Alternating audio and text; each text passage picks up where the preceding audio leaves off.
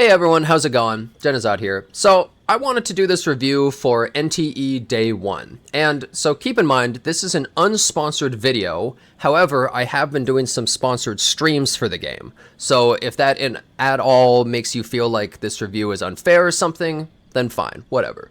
But I'm going to talk about the goods and the bads about this game and kind of go over my feelings. So, overall, this game is very similar to the previous beta that I had played.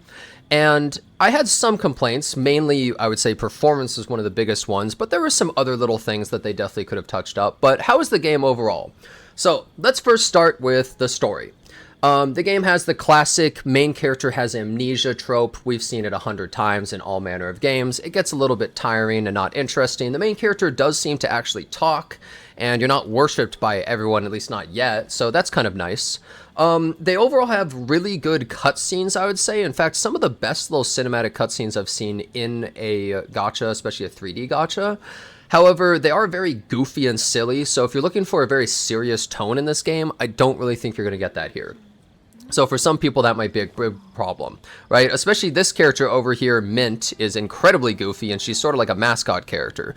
Speaking of mascots, there's this character named Tagido, and he is one of the worst characters I've ever seen in my life.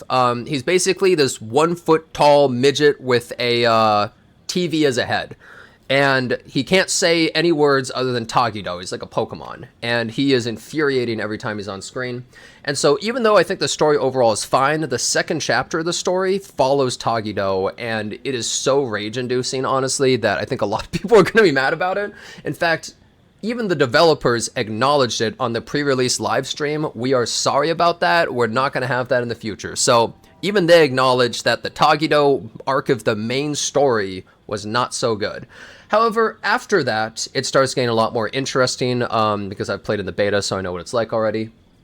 And it hasn't changed in release either. So after that, the story becomes a lot more interesting, and you start to get more stakes, I believe, once you're in chapter 3 or 4, I would say. But the first one's very goofy, the second one is Tagido, and then after it starts to get better, is my feeling right now. But I'm not much of a story guy, so keep that in mind.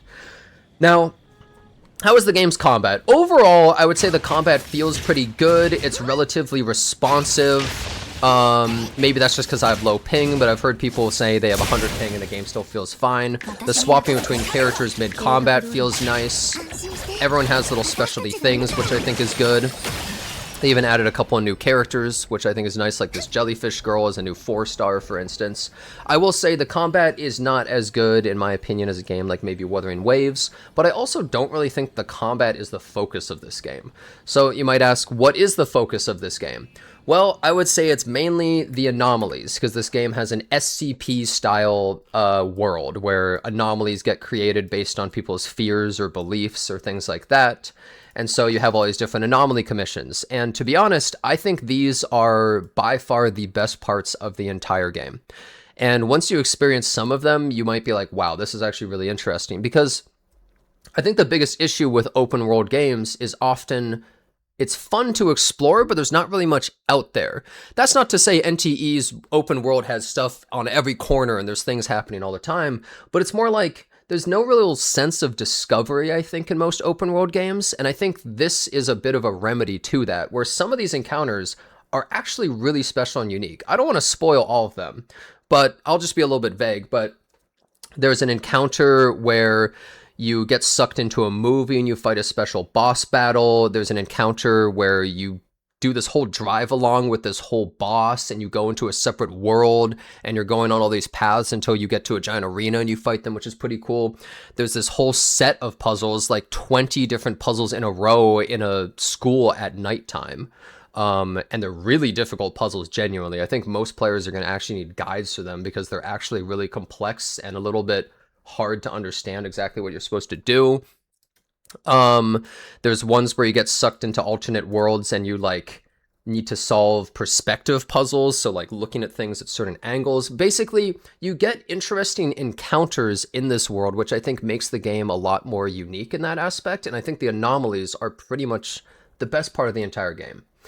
in my opinion. Other than that, this game has a lot of lifestyle kind of things. It has, well, I guess like DoorDash. It has races. You can do it with multiplayer. You can do this thing, which is like Crazy Taxi. It has fishing. It has Mahjong, which, I mean, if you're outside of China, a lot of people probably don't know as well. It has arcade games, I think, are multiplayer too, along with the Mahjong is multiplayer. You can, set up shops where you have employees and you like buy and sell resources and stuff. You can do heists, which I think a game like GTA has as well. I'm not sure how it works in this game though. I actually haven't done these.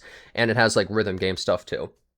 So it has always like almost Yakuza style mini games throughout the game. So I think that's a big part of this game as well that a lot of people will enjoy.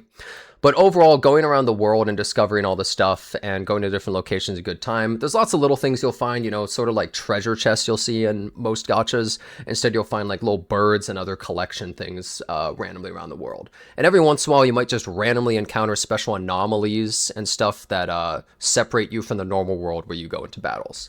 So that's kind of how the overall open world stuff works out, I would say. Now, let's talk about some other aspects of the game. So, call me Saikuno, you can date a bunch of the girls pretty much, right? So you can interact with Mint, for instance, here. I called her here earlier. You have all these different little options of stuff you can do with your different girls. I don't think there's any interactions with guys as far as we know. I don't know if they're going to add them either, but you can interact with the girls. You can like run around with them. The most self-insert stuff you've ever seen. Look, I think you can go first person too. Yeah, first person, me running with my girlfriend, right? You can do all that stuff. So, you know, no matter how lonely you are in real life, well, you can do this in game. Perfect. So they're going for a very parasocial angle with all that kind of stuff, and I think people are probably going to really like it, to be honest. I especially think that's going to be very big in Asia. It's going to be a really popular element, I would imagine. Now, let's also talk about the gacha. So the gacha is really good, in my opinion. At least the character gacha. We'll talk about the weapon gacha after. So, how it works is you have this giant board that you summon on. So every single pull is a roll of a die. So if you roll a 1, you would move 1 space. If you roll a 3, you know, move to here, etc., right? But the board also has special things. So for instance, if I land on this thing, there is a 3% chance I get an SSR from it. Like the gold chest just has a higher chance. If I roll a 2, it's a 0.4% or something like that. But overall, the way that the math works, I don't think you really need to worry about that. It's just 1% pull rates, I believe, for characters. So I wouldn't really look at it as, oh, every time I land on this, it's like a lower chance. I think it does the math and it moves you based on those odds, right? But it has some special things too. So 1, 2, 3, 4, 5. If I rolled a 5, it would create a bridge where I can move over here. And this bridge, if I roll a 1, I instantly get the character on banner. If I roll a 2, I get a car skin. And if you look over here, you can get a different skin, or you can get 5 pulls over here, right? So it works a little bit weirdly, but they essentially have a milestone right here where after 50 pulls, you just automatically get this. After 120 pulls, you get this. And after 200 pulls, you get this. As you can see, I wailed a bit, so I have all these things. Now, I believe it works the same as before, but this milestone does not carry over to the next banner. However, it carries over the next time her banner comes around, so Nanali's banner. Now, the normal pity does carry over. So the pity is 90 pulls with soft pity, I believe at around 70 or maybe 75 or something like that. That does carry over to the next character banner. There's also no 50-50, which I think is incredible. I think a lot of people are getting tired of 50-50. So essentially, no 50-50. You can randomly pull skins on the board, or you can do this thing to automatically get the skins if you want to pull extra or spend extra money. So overall, I would say that's an incredibly good system for pulls, probably the best one of any of the open world gachas. Now it comes down to also how many pulls do you actually get as you're playing the game. It seems okay so far, but not crazy, but we'll have to see over time as we've done everything. And then there's also the standard banner, which this is really good. After 50 pulls, you get to just automatically choose which character you want. I haven't chosen yet, but I think that's really good for re-rollers. So if you pull a character on this banner, like let's say at 20 pulls, and then you get to the 50 pity, you also get to choose. So it's really good for re-rollers too, and I think re-rolling takes like 15 minutes. Speaking of re-rolls, this is something that's really bad that people have been running into. Sometimes when people make their account, they just don't get the free stuff in their mailbox. It takes like, for some people, up to an hour or two. Just a complete random. Nobody knows what's happening. It's either a bug or maybe servers overloaded. We're unsure, but that's an issue that hopefully they'll be able to fix soon. Let's talk about the weapon pulls now. I don't know how I feel about these because I'm not sure how many of these we're actually going to be getting. So overall, the rates are pretty good. I believe it's somewhere along the lines of a 3%, if I'm not mistaken. Yeah, it's 3% to get it with each pull, but it's split amongst all these things. It's going with the 25%, 75% that Arknight's Enfield has. Not sure if I really like that. Now, if we get lots of these pulls, that's fine. But if we're not really getting enough, then it's not really a good feeling getting so many off-banner things. Now, one thing that I do think is a benefit, even though I don't really like that, is you are actually able to get multiple S-rank weapons for free from the anomaly things here. So the anomaly commissions, there's some bosses that you can fight mostly at the bottom here, and each one of them drops an S-rank weapon of like a different type. So using that, you might be able to just get some pretty decent or passable weapons for your characters. But if we're talking about the ones on banner, it seems like a bit of a pain in the ass. So that's kind of my current feeling on the weapons. I'm not sure how it'll be in the long run. Hopefully we get enough pulls. So let's talk about some things that are considered to be big downsides possibly. Let's start with something maybe a little bit lighter. Sorry, Mint, I gotta move. So I think the attacks overall feel fine, but some characters feel stiffer. So for instance, this character Hathor, I think is really cool, but sometimes she feels a little bit locked into animations or stiff, like I don't have as much control as I want. Like after that animation, she feels stuck. Or after I use her ult and get on the bike, it unlocks this new ability that she has. The bike feels a little bit awkward in combat. It feels a little bit weird sometimes to utilize, which I think some characters, they could really smoothen out the feel and the combat would improve a lot. Next, let's talk about another thing. You might have noticed the menus look a little familiar depending on what games you play. They are very, very similar to Zenless Zone Zero. These feel pretty much the exact same as ZZZ, so if you like those, that's a good thing. If you hate them, well, then I guess that would be a problem for you. But menus seem very similar. Sometimes there's like too many menus in other menus, like you go here and then you have to click through these things to potentially find what you want. But you could just go to the map to do that too. But I could see some people getting confused. I've seen some complaints about that. Let's talk about the performance next. Overall, the performance is pretty good for me. Some people are having issues. Now, I've heard multiple accounts of people using stuff like a 1080 Ti GPU and being able to run the game just fine. That's kind of insane because this game is made in Unreal Engine 5, which, as you may know, usually runs like absolute garbage for people. But the fact that this game is running an Unreal Engine and I'm actually able to run ray tracing and stuff is kind of surprising to me. Because usually I can't in these kinds of games because they run so bad. Now, I do have a 4090 GPU and a 7800 X3D CPU, so I have a good computer. But that said, I usually can't even run that stuff. Like I had lots more stutters in Wuthering Waves, for instance. I have had a single crash happen in my game, but overall the game's been running pretty damn smoothly for you, or for me, except for some of stutters and stuff like that that normally happen when it needs to load shaders. But some people are having varying success with the performance, but some people with pretty low computers are able to run this game really well at 60 FPS or higher, which obviously the game goes higher than 60 up to 120, but you know, some people don't care as much about that, especially if they're console gamers. Speaking of which, the game runs pretty well on PlayStation 5. I've heard multiple people saying that it's pretty good. Phone is the biggest issue. A lot of people are having trouble with some phone brands or certain models, depending on the age. I don't play on phone, so I'm no expert on it, but I believe this game has much better performance on PC and console than it does phone, and that's a huge issue happening in China overall. Let's talk about another thing. So, I know a lot of people do not like RNG gearing. And so this game, it has RNG gearing, so that might turn off some people. Overall, I think RNG gearing is a good concept in many games, but usually just has really poor design in terms of not getting enough things. Now in this game, I don't know if we're really getting enough. I mean, you use an energy system, you farm gear, you get all that stuff, right? The usual. Now the gearing is really interesting though, because you notice here, it's Tetris blocks. And so you can reposition them and move them around, which is unique, and each one has stats. Look at this. So at +5, it gets that. At +10, it gets that. So you can see all the stats on the gear. And yeah, you try to position them and have a good gear set. It's really strange. Also, you'll see right here how you build a set is I need 2 blocks that are lengthwise, and then 2 blocks that are like this, and then 4 blocks like that. So like the set bonuses are really weird in this game too. And also, every single character has this other thing. Let me move chat out of the way real quick. Sorry, chat. So for instance, Anomalies has a thing where crit rate increased by 6% for each Type 2 module equipped, and every single character has a different thing. So Anomalies would want to use as many Type 2 modules, which is like a 2 lengthwise block or whatever, as possible after finishing the set, I guess. So every character is built differently based on that, which is kind of an interesting concept, that characters just prefer certain blocks. I don't think we've really seen something like that before. It's a little bit unique. But anyways, we'll have to see how frustrating it is to actually build stuff. You also have these cartridge things that you load in, and these things are what determines your set, I believe.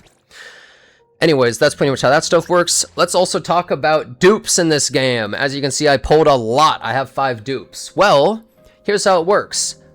I have 1 dupe. What should I do? I think I like this dupe. I'll slot this one in. What about my second one? Well, I think I'll use this dupe. I'll slot that one in. And then maybe I decide I don't like it anymore. I can remove them. So this is the first game I've ever seen where you can turn off dupes, and also you can choose the dupe that you want for each one you get. So you can choose any of these 6 dupes that you want to slot into however many slots you have. So if you have 2 slots, any of the 2 you can have at the same time. You can swap whenever you feel like it. I would say it's probably the best dupe system I've ever seen for any of these open world games, that's for sure. Some of them seem like they're stronger than others, but they don't seem that insane yet. We'll have to see how it is over time. Who knows how power creep works in games, right? But overall, really good system I think people are going to like. Alright, so that's most of the stuff, but let's talk about some other potentially negative things. I would say that the load screens for the game sometimes take a while when you're loading between one part of the city and the other. I would say it takes longer than most games that I've played, just a longer loading screen, but that can definitely be fixed. There's some issues with the menus where it can get really laggy and you click and it doesn't really respond. I haven't had that in a while, but I did have some of those issues early on. Here's one thing that's a little bit controversial as well with this character, Anomalies. So she has a unique ability that no one else in the game has, and this is something that a lot of people are pretty sensitive to. And I'm not saying that's a good or bad thing, I'm just saying a lot of people don't like these type of things. So she has a wall run, where the perspective changes, and she's able to do this. Other characters cannot do this same type of wall run that she has. So some people could say that's a pretty crappy thing to have, that this character has a unique traversal option. I think that is a little bit annoying. I think if every character had a special traversal thing, I'd be more okay with it, but the fact that she has that and other characters don't could be annoying to some players. Now, there is one other character that has a special traversal thing. You're gonna love this. It's the furry Skia Get Hype. He can like go into his shadow and run up walls and stuff, so hey, there's another option. I'm just saying, if you're into that kind of thing, maybe you're gonna be happy about that. Yeah, so, I mean, there's some little things like that that I could see people being annoyed by, but yeah, pretty much that's how it is. Overall, I would say that this game is pretty damn good. I've been excited for this game for a while, ever since I played the last beta, mostly because I really like the open world things that are happening. This is not a game that I personally am playing for the story or for the combat. I'm fine with the combat and I enjoy doing it, but that's not really the focus. I think the focus of this game is the lifestyle simulator, going around the world, building up your, like, different businesses, all that kind of stuff, and fighting some of the cool anomaly fights and some of the weird puzzles and encounters. I think those are the biggest focuses. It's sort of a vibes-based game going around the city as well. If you like ZZZ's theme, for instance, but you don't really care for just the combat gameplay, then maybe it's for you. But yeah, basically, some people are going to completely love this game, some people are going to be completely uninterested based on what they're looking for. I think the game's a good time, but I guess we'll see. Also, this game has some pretty cool-ass vehicles. If you didn't know this, it has a unique feature where the $12 million cars that you can buy in this game come with a special license plate based on who on the server buys them when. I have this absolutely trashed car right here. that I paid 12 million in-game money for, had to whale for it. I got the license plate number 5, and there are 3 digits up to 999. So if you were within the first 999 people in the game on the server to buy this car, you get a special license plate number. So it's like a little bit of a collector prestige thing, mostly for whales. Doesn't really matter, but I could definitely see some whales really going for 6.7 or some crap, or 6.9 or 420 or 6.66, and getting really excited over getting the right number. Some people are probably going to have a good time with that. I'm not sure if free-to-plays are going to be able to scrounge up 12 million fast enough to be in the top 1,000, but a lot of people don't seem to know about this.